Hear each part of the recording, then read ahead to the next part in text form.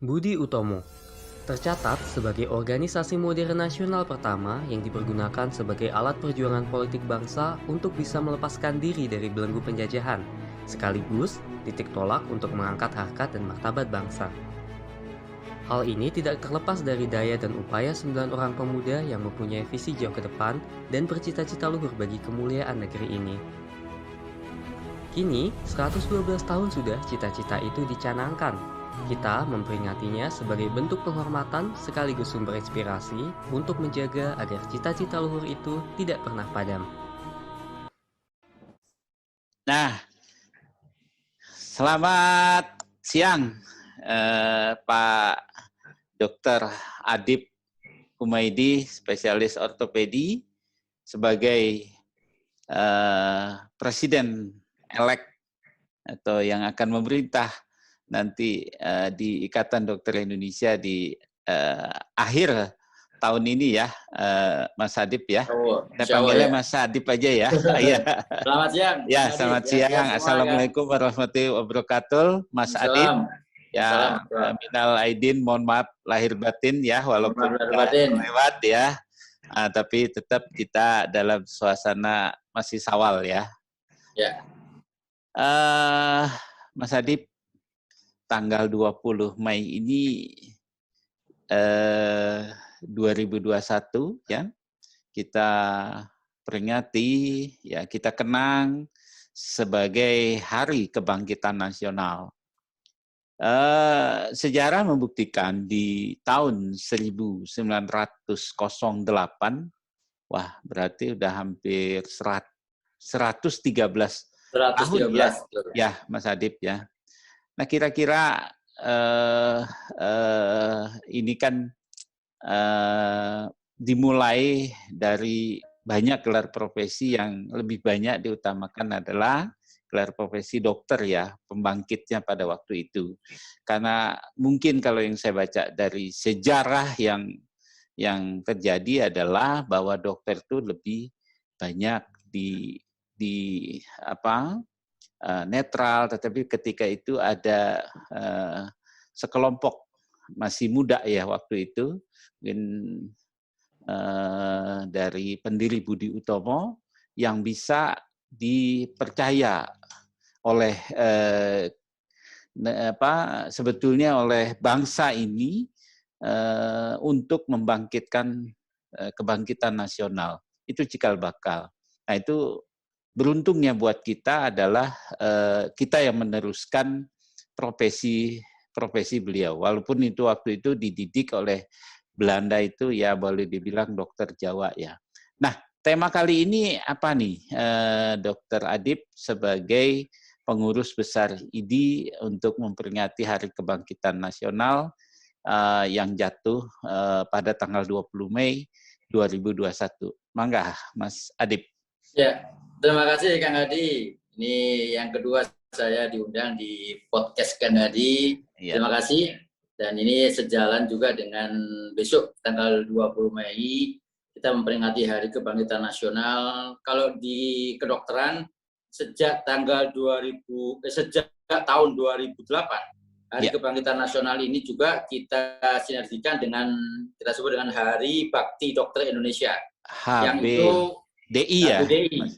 Yang itu oleh Presiden pada saat itu Pak SBY ditetapkan dalam satu SK sebagai bagian dari negara mengapresiasi profesi dokter. Tapi tentunya Hari Bakti Dokter Indonesia yang saat ini ke-113 ini masih banyak yang belum dipahami esensinya oleh para sejawat-sejawat sekalian. Sehingga kita kenapa ini menjadi satu bagian kita untuk mengingatkan kembali, apalagi 2 tahun ini, artinya tahun lalu dan tahun ini kita masih berkutat di dalam satu bagian bakti profesi di tengah pandemi. Artinya negara dan bangsa dan rakyat Indonesia saat ini membutuhkan peran dokter di dalam menangani masalah pandemi. Tapi sebelum kita masuk ke sana Kang Hadi, perlu ada satu flashback, kilas balik sejarah yang kita harus pahami bersama ini, terutama buat teman-teman sejawat, dokter-dokter muda yang harus tahu dasar filosofis sejarahnya kenapa kemudian Hari Kebangkitan Nasional ini juga kita peringati khusus profesi dokter sebagai Hari Bakti Dokter Indonesia, karena kita tahu tadi sudah disampaikan oleh Kang Hadi, momentumnya adalah 20 Mei 1908, di mana di situ ada satu kelompok pertama yang memiliki semangat nasionalisme, yaitu adalah peran para senior-senior, para guru-guru kita pada saat itu, para dokter, mulai dari Dr. Sutomo, Cipto Mangunkusumo, Gunawan Mangunkusumo, dan yang lainnya, yang mereka kemudian berkumpul untuk menjadi satu dasar embrio kesadaran berbangsa, sehingga ini menjadi satu momentum kebangkitan nasional. Nah, pertanyaannya yang selalu kita harus pahami dan kita harus lekatkan kepada jiwa kita di dalam profesi, kenapa pada saat itu teman-teman dokter tergerak untuk melakukan satu upaya gerakan nasional yang kemudian melahirkan Budi Utomo? Karena sebenarnya inilah yang perlu kita ingat, bahwa kita di dalam kedokteran itu diajarkan ada metode-metode cara berpikir dan metafora biologis dan fisiologis baru untuk mengevaluasi sebuah fenomena kesehatan. Artinya di dalam kita mendiagnosis patologis, maka kita selalu berdasar pada satu proses yang dengan dasar mulai dari biologis, anatomis, fisiologis, dan yang lainnya, sehingga kita punya posisi yang untuk kemudian kita menegakkan diagnosa itu. Dan di dalam menegakkan diagnosa patologis itulah kita sudah terbiasa. Artinya dokter sudah terbiasa dengan proses seperti itu, sehingga dokter tentunya di dalam satu posisi yang unik untuk bisa mendiagnosis patologi kondisi yang saat itu di tahun 1908. Sehingga akhirnya bisa mendiagnosis proses sifat dan tekanan yang melekat di dalam evaluasi sosial, dan kemudian memberikan satu pola seperti yang kita diajarkan di dalam ilmu kedokteran, resep, intervensi, terapeutik terhadap strategi dan kebijakan kesehatan. Nah, inilah yang kemudian, semangat inilah yang kita harus highlight, bahwa semangat ke depan juga, karena kita sudah dididik, kita sudah menjalankan sumpah dokter, dan di dalam kode etik kedokteran, maka kita juga harus bisa melakukan satu upaya-upaya untuk mendidik diri kita dalam profesi dokter, untuk bisa melakukan satu resep intervensi terapeutik terhadap kebijakan kesehatan untuk rakyat Indonesia. Sehingga kalau kita bicara memang tema secara khusus belum ada secara organisasi dari Pengurus Besar Ikatan Dokter Indonesia, tapi ada satu konsep yang saya kira kita bisa mengadop dari semangat dari teman-teman organisasi kesehatan dunia, dalam hal ini juga teman-teman di International Nurse. Kita bisa melihat ada dua konsep V, voice dan vision. Voice to lead dan vision for future healthcare. Artinya apa? Kita dihadapkan kita harus punya suara untuk menyuarakan, Dokter sebagai dulu bisa membentuk gerakan Budi Utomo, maka sekarang pun juga bisa membuat sebuah konsep pemikiran untuk membantu pemerintah di dalam proses penanganan pandemi COVID, dan sekaligus punya visi untuk pelayanan kesehatan ke depan. Nah, dua hal inilah, voice dan vision inilah yang saya kira kita bisa elaborasi dan bisa menjadi satu bahan diskusi untuk meningkatkan semangat, sekaligus kita membuat roadmap. Apa kira-kira yang harus kita lakukan untuk mempersiapkan, mengantisipasi problema kesehatan baik saat ini dan masa mendatang. Nah, Mas Adib, kira-kira tadi kan sudah kita baca sejarah ya. Kalau kita hidup di era 2021, hidup di era digital yang tentunya persoalannya berbeda dengan 1908 dan tahun per tahun kita sudah lalui. Nah, sekarang ini Mas Adib, tantangannya mungkin sebagai orang sekarang masih nomor 2 ya, tapi saya harap nanti sama-sama lah dengan Pak Ketua Umum, kira-kira apa sih yang menjadikan persoalan dokter ketika 1 tahun lalu itu semua dunia itu gugup, termasuk kita gugup di dunia kedokteran Indonesia, dokter-dokter tentu secara tidak langsung di seluruh Indonesia sangat bergantung kepada Ikatan Dokter Indonesia di PB maupun di seluruh wilayah maupun cabang. Nah, ini sudah banyak nih, kita juga bingung ya sebagai dokter menghadapi pandemi ini. Tentu kita harus sejalan dengan pemerintah dan juga masyarakat. Nah, pandangan Mas Adip sendiri ini mungkin karena Mas Adip ini adalah orang yang paling banyak mendengarnya dari seluruh cabang atau wilayah, kira-kira persoalan apa nih? Saya lihat di salah satu podcastan saya dengan Mas Adip dengan yang dari Sumatera Selatan, Pak Jamir Alwi itu kemarin ternyata memang banyak ini Menkes juga menyoroti Pak Gunadi ya, Budi Gunadi menyatakan di sebuah koran ya atau media ya menyatakan bahwa banyak yang terhambat 3T ya kan?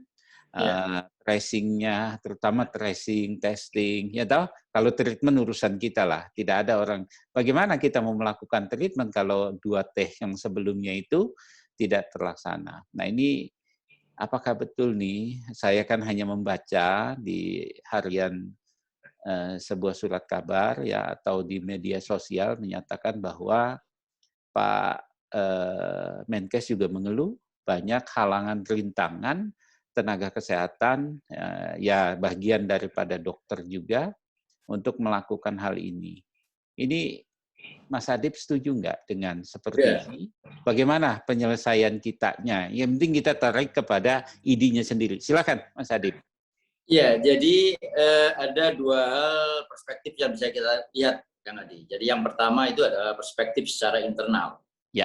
Artinya kegugupan kita, kemudian yang kemarin seperti terbata-bata di dalam menghadapi pandemi COVID ini adalah sebuah kondisi yang memang harus menjadi refleksi juga bagi profesi. Bahwa profesi tentunya kita harus adapted, jadi bisa mengadaptasi terhadap segala perkembangan zaman. Termasuk yang sebenarnya ini menjadi bahan diskusi. Artinya sebelum pandemi, kita sudah pernah ada wacana diskusi terkait dengan kesehatan global. Kita bicara Global Health Security Agenda. Jadi kalau kita bicara Global Health Security Agenda, salah satu yang kemudian menjadi pokok pembicaraan di situ adalah biosecurity.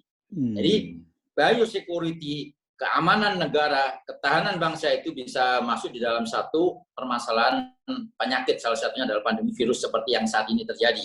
Nah, itu adalah satu kondisi yang mau tidak mau menjadi satu bagian, satu dasar. Karena kalau kita bicara ada, kalau bahasanya Prof. Muluk, ada 3 tungku sejarangan, maka implementasi itu harus ada disiapkan. Proses antisipasi ini pembelajaran yang luar biasa sebenarnya di dalam pandemi COVID ini, bahwa berkaitan dengan sistem pembiayaan harus disiapkan, berkaitan juga dengan sistem pendidikan, mau tidak mau seluruh mahasiswa kedokteran, seluruh calon dokter juga harus siap bahwa negara kita bisa berpotensi untuk menghadapi pandemi. Nah, ini supaya kita tidak gugup dengan kondisi-kondisi saat ini. Kemudian selain itu juga nanti adalah berkaitan dengan kompetensi ya di dalam pendidikan dan pelayanan itu sendiri. Nah, bicara pelayanan nanti akan bicara tadi masalah treatment. Nah, ada satu hal lagi yang kemudian secara internal ini, bahwa ini ada satu refleksi yang menurut saya mencoba mengintrospeksi dari sudut pandang saya secara pribadi sebagai dokter, bahwa kita selama ini memang banyak terjebak pada rutinitas profesionalisme yang sempit. Satu sisi juga tentunya dengan kondisi saat ini, negara harus memberikan kesempatan yang seluas-luasnya kepada profesi untuk bisa menjadi mitra strategis negara di dalam kebijakan-kebijakan yang berkaitan dengan masalah kesehatan. Memang saat ini wawasan dokter hanyalah dianggap memahami, mempelajari segala sesuatu tentang penyakit saja. Tapi kita tahu bahwa kita sebenarnya bukan hanya sekedar menganjurkan sebagai agent of kuratifnya saja, hanya ngasih obat, suplemen, atau untuk mengobati pasien yang sakit, tapi kita kembalikan lagi bahwa kita punya kuartet peran. Kuartet peran, kalau dulu triple, sekarang kuartet. Apa? Agent of development. agent of treatment, agent of change, dan agent of defense. Karena kita tadi bicara tentang biosecurity. Kita punya yang selama ini disampaikan oleh WHO, peran dokter di dalam the 5-star dokter, yaitu dokter yang tidak hanya memiliki kompetensi sebagai medical care saja, tapi juga sebagai community leader, decision maker, kemudian komunikator, dan sebagai seorang manajer. Nah, inilah yang kemudian harus diimplementasikan tadi. Siapa yang bertanggung jawab untuk kemudian ini bisa diimplementasikan? Kita harus bisa mencetak calon-calon kader-kader pemimpin bangsa seperti halnya dulu. Situasi kondisi membentuk yang namanya Gerakan Budi Utomo. Budi Utomo. Ya. Nah, inilah yang saya kira, Kang Adi, yang harus kita intervensi sehingga kita akan bisa menjadi seorang edukator, community leader di dalam 3T, testing, tracing. Karena kalau kita bicara testing, tracing, bukan hanya sekedar program, tapi ini adalah kemampuan leadership yang harus dimiliki oleh teman-teman sejawat dokter, terutama di tingkat pelayanan primer. Artinya satu sisi memang ini yang juga perlu kita lihat, dan negara pun juga harus bisa memahami bahwa teman-teman di pelayanan primer ini mempunyai tugas yang cukup berat ya. Selain program pokok puskesmas, kemudian ditambah lagi dengan sebagai agent of treatment, ditambah lagi juga dia sebagai edukator, ditambah lagi dia juga sebagai tracer, ditambah lagi sebagai vaksinator. Nah, mereka memang mempunyai tugas yang cukup berat, khususnya di era pandemi. Jadi sudah sepantasnya memang mereka harus mendapat apresiasi yang luar biasa di dalam proses penanganan pandemi COVID-19 ini. Ya, Mas Adib, saya tergelitik satu hal ya sebelum nanti kita sampai kepada bagian akhir perbincangan kita. Teman-teman di FKTP ya tentunya paling terbesar di profesinya sebagai dokter di layanan primer ya, di layanan primer sebagai dokter umum kalau untuk sebutan undang-undang praktek kedokteran ya. Nah ini kira-kira karena tujuan daripada setiap dokter tentunya mengambil spesialisasi. Tapi ini daya tampungnya kan sangat kecil sekali. Kira-kira mungkin Mas Adib nanti ke depannya Mas Adib ini kita tahu kondisi kita ini sekarang ini juga untuk melakukan spesialisasi, program spesialisasi kan sangat sedikit sekali ya. Hampir sekitar saya lupa angka pastinya 10.000 tiap tahun ini dokter umum diluluskan, dihasilkan. Yang untuk ke luar negeri saja ya banyak keluhan ini ya, Mas Adib. Untuk program apa ya penyetaraan atau adaptasinya, ini banyak keluhan ya. Mereka juga menyarankan kalau memang demikian, ya kita ID itu harus memulai universitas mana saja di luar negeri yang memang adaptif kita setujui dan datang ke Indonesia mungkin hanya tidak mengadakan adaptasi sampai cukup lama ya, mereka juga mengeluh. Nah ini saya hanya menyampaikan suara teman-teman yang dokter umum ya. Nah, terus berikutnya kesamaan ini tentunya apa nggak dimulai dari kita bekerja sama dengan universitas fakultas kedokteran di luar negeri, negara mana saja yang cocok, dan kedua kita lebih tahu dan selektif nih Mas Adib. Adakah timnya dari ID tentunya menjadi sebuah organisasi yang independen yang bisa menyumbangkan ini kepada pemerintah. Karena sekarang ini teriak-teriak loh Mas Adib kurangnya spesialis. Tapi sebetulnya intinya nanti bisa ditambahkan Mas Adib bukan kurangnya spesialisasi tapi redistribusi teman-teman ke daerah. Itu banyak faktor. Mungkin ini dalam rangka waktu yang sempit kebangkitan nasional, tapi kita harus menyemangati teman-teman untuk kembali ke daerahnya masing-masing, ya bisa berkarya di daerah juga banyak membutuhkan kita ya, karena semangat kita itu bukan hanya ekonomi penting, Nah, ini ekonomi itulah yang harus terjamin oleh negara supaya kita tidak berkumpul terus di daerah-daerah yang sangat kota ya. Nah, karena di sana pun rumah sakit, ada pun rumah sakit, tapi temennya juga nggak ada di sana ya. Kesulitan. Misalnya kalau kita ada dokter objin, ya anestesinya kurang. Kemarin ada keluhan ya Mas Adib. Terus ada dokter anaknya juga kurang. Dan yang lain-lain pendukungnya juga kurang. Nah, bagi Mas Adib nih, mohonlah pesan-pesannya bagaimana. Silakan Mas Adib. Ya, jadi apa yang disampaikan oleh Kang Andi ini memang menjadi satu hal ya menurut saya PR ya. PR bagi kita terutama di Ikatan Dokter Indonesia. Ya tentunya kalau kita bicara sekarang secara organisasi, suprastrukturnya adalah Pengurus Besar Ikatan Dokter Indonesia. Kita punya majelis, 3 majelis yang nanti bisa kita upayakan untuk saling bersinergi di dalam mengatasi permasalahan di atas. Jadi apa yang tadi disampaikan mau tidak mau sebenarnya yang harus kita lakukan adalah redesign and rebuilding. Jadi kita meredesain dan merebuilding platform kedokteran di Indonesia. Apa yang harus diredesain? 3 hal tadi. Pembiayaan, pelayanan, pendidikan. Kalau kita bicara sekarang tadi ada kebutuhan dokter spesialis. Kita tidak hanya sekedar bicara itu produk saja, produksi saja. Kita juga harus bicara kualitas satu. Kemudian kita harus bicara juga adalah kepentingan dokter Indonesia sendiri. Kita punya sekarang 190 sekian ribu. Dengan dokter umum sekitar 148 ribu dan 48 ribunya adalah spesialis. Memang jumlah yang sangat kurang. Tapi ada satu hal yang memang kita tidak bisa hanya sekedar produksi banyak, kemampuannya juga harus dilihat.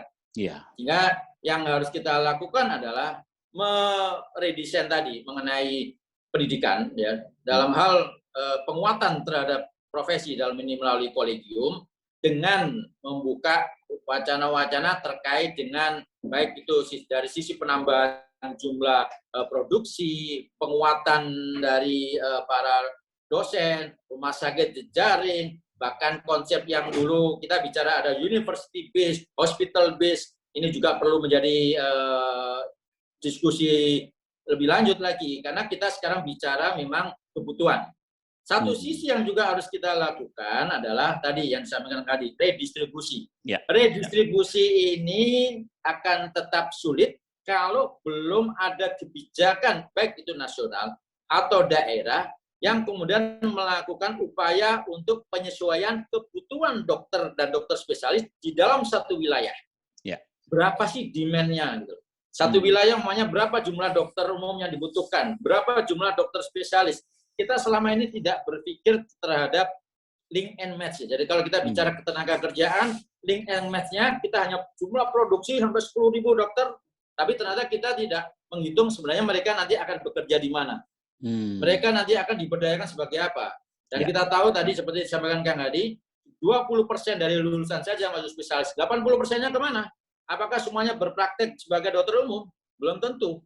Kenapa? Apalagi sekarang di era BPJS, tidak semuanya nanti akan bisa bekerja sama dengan Vaskes atau bekerja di Vaskes yang bekerja sama dengan BPJS. Jadi artinya ini ya yang perlu kita pikirkan sehingga kita harus benar-benar menghitung produksi dengan menyesuaikan dengan kebutuhan yang ada di masyarakat.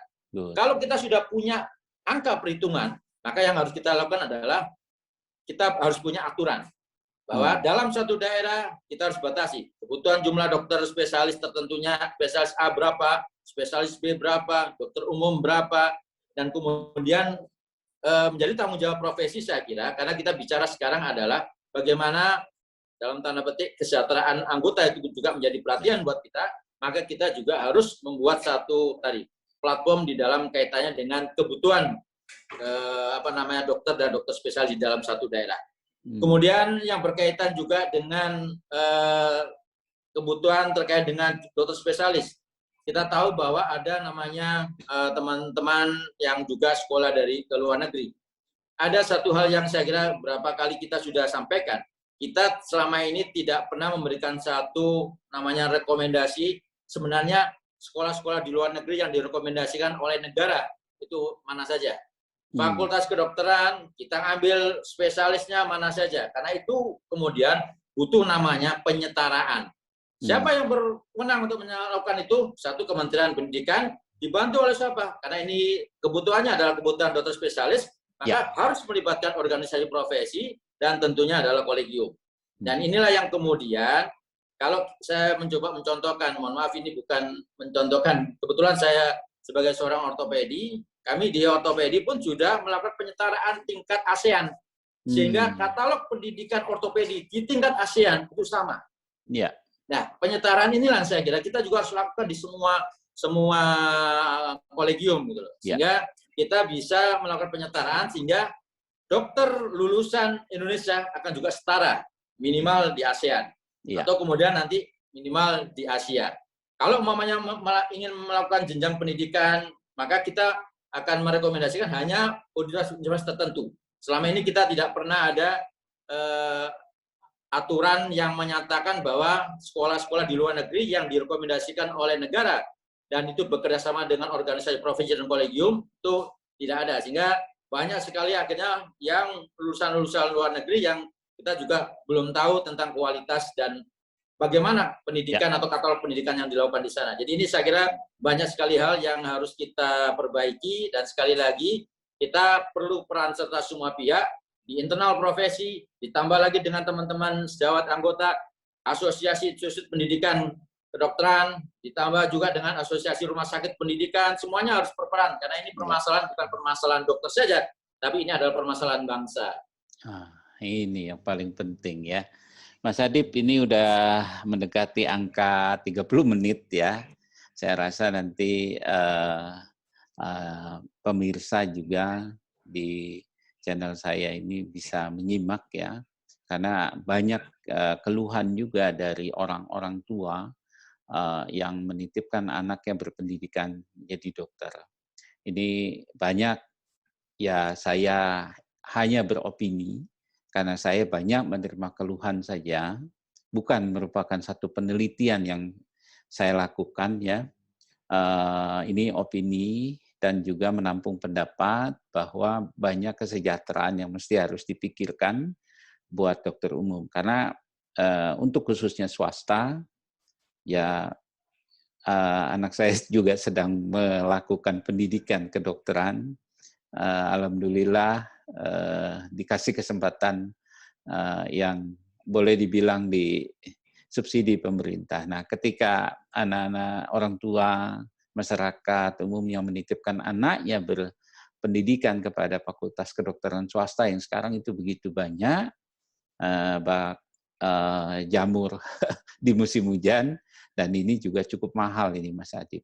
Adakah pesan buat Mas Adib untuk teman-teman yang sedang anak atau orang tua yang melakukan pendidikan, karena kita juga nggak bisa berintervensi terhadap kebijakan pemerintah karena kita bukan organisasi yang boleh dibilang organisasi yang politik ya, tetapi ini mau nggak mau kita harus profesional juga, tetapi ini yang harus kita berikan adalah saran juga sesuatu kemauan kebangkitan bahwa ini sangat berbahaya semua ya, karena zamannya sekarang ini udah tidak demikian. Tidak ada orang yang mau menyekolahkan anaknya ke fakultas kedokteran juga sangat bahaya Mas Adib.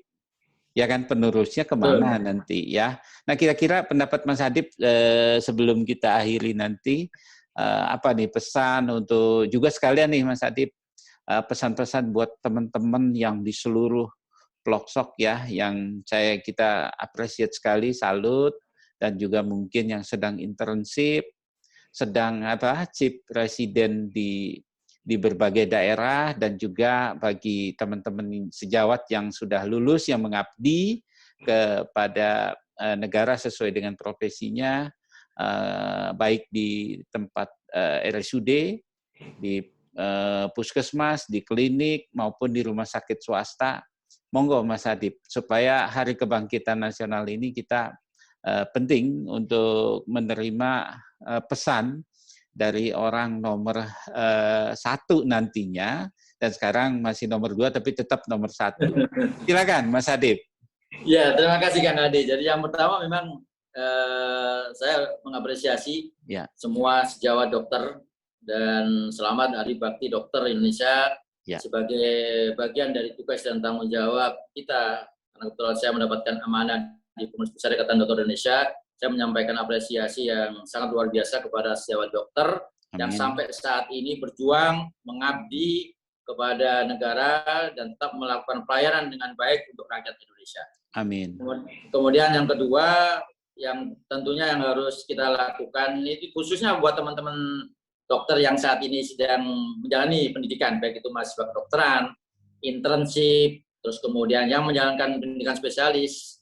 Saya hanya ingin mengajak untuk mengatakan bahwa negara dan bangsa membutuhkan pengabdian Anda.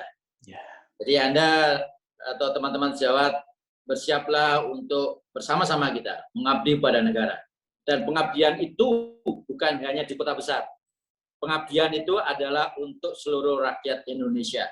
Betul. Dan tentunya kita berharap ke depan ya, karena ini ada dua problem sebenarnya. Satu problem terkait dengan masalah SDM ini adalah redistribusi atau distribusi yang belum merata. Distribusi merata ada tanggung jawab yang nanti satu sisi kita siapkan SDM, satu sisi yang lain juga kita harus melakukan advokasi terkait dengan sarana prasarana pendukung, infrastruktur pendukung. Yang ketiga juga yang harus kita advokasi apa?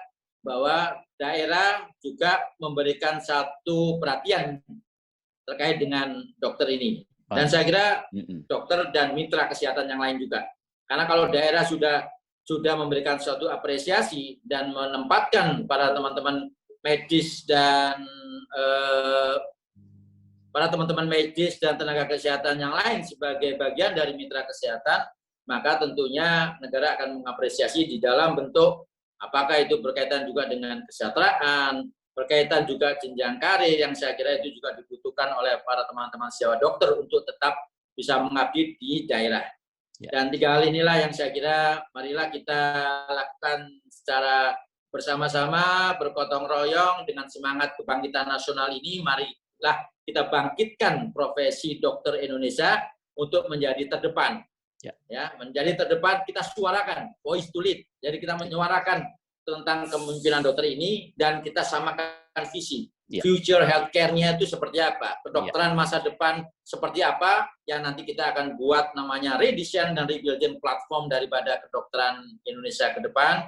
Yang itu nanti bisa menjadi satu bagian. Ini adalah blueprint dari kedokteran Indonesia pada masa mendatang. Wah. Saya kira itu Kang Hadi. Terima kasih Kang Hadi. Ya. Nah, terakhir nih sebagai penutup nih kurang dari setengah menit.